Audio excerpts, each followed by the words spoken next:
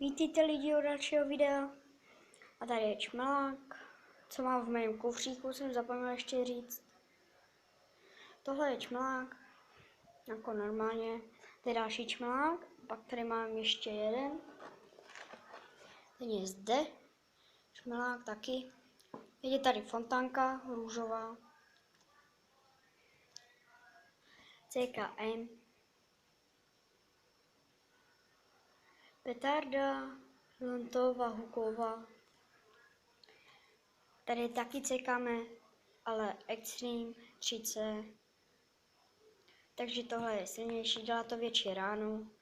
To je úplně stejná, akorát to dá menší. Náš řep večera. Prskající kovrec. Malinké petardy v tom. Říká se, že je v tom 50 ran. Nebudu to rozbalovat, někdy v videu to ukážu. A ještě tady je můj kufřík. Ještě piráta jsem zapomněl s knotem.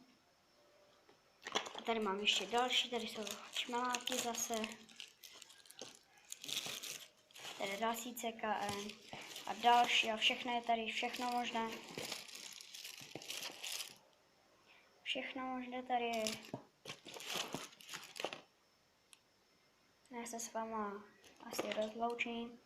Bez zarez lidí a na skle.